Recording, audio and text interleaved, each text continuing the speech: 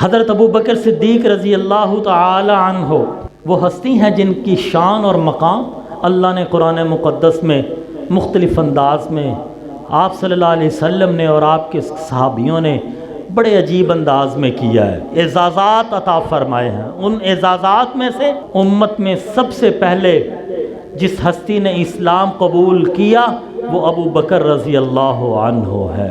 حضرت ابو بکر صدیق رضی اللہ عنہ وہ ہستی ہیں جن کے متعلق آپ نے ارشاد فرمایا، میں نے جس کے سامنے بھی اسلام پیش کیا اس نے توقف کیا، خاموشی اختیار کی، سوچنے کا وقت مانگا، لیکن ابو بکر وہ ہستی ہے جب میں نے ابو بکر کے سامنے اسلام کی دعوت کو پیش کیا، ابو بکر نے میری دعوت کو بلا چوں چراں اسی وقت قبول کیا۔ حضرت ابو بکر رضی اللہ تعالی عنہ وہ ہستی ہیں جن کے متعلق رسول اللہ صلی اللہ علیہ وسلم نے فرمایا ابو بکر صدیق ہے۔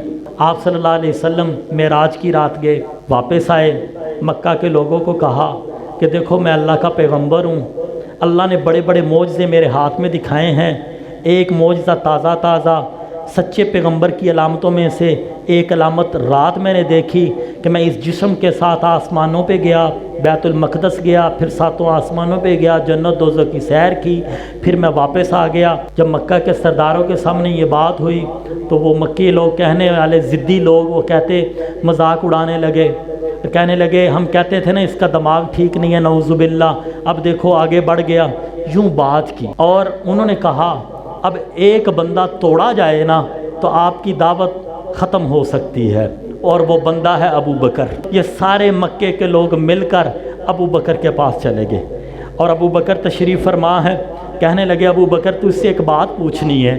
کہا پوچھو۔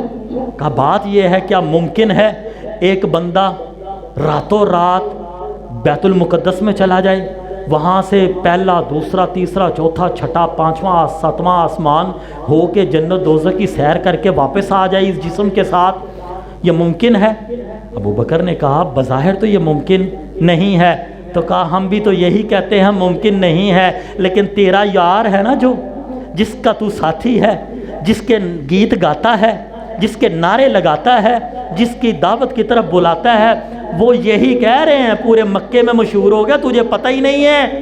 ابو بکر نے کہا ٹھہرو ٹھہرو، کیا کہتے ہو؟ یہ بات کس نے کی ہے؟ کہا محمد نے کی ہے۔ کہا اگر بات یہ محمد نے کی ہے، رب کعبہ کی قسم ہے یہ بات بالکل حق اور سچ ہے۔ جب یہ بات رسول اللہ تک پہنچی، سارے مکے کے کافروں کے سامنے ابو بکر نے میری تصدیق کی ہے۔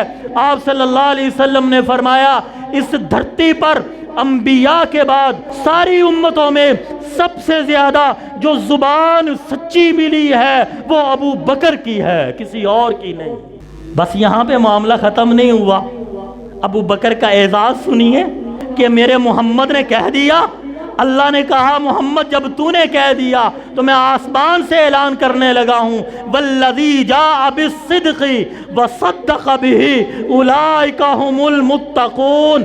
وہ ہستی جو سچ لے کر آئی تھی وہ محمد کی تھی، اور وہ ہستی جس نے اس سچ کو قبول کیا تھا وہ ابو بکر کی تھی۔ تو نے جب صدیق کہہ دیا میں رب پیچھے کیوں رہوں، میں بھی کہتا ہوں ابو بکر صدیق ہے۔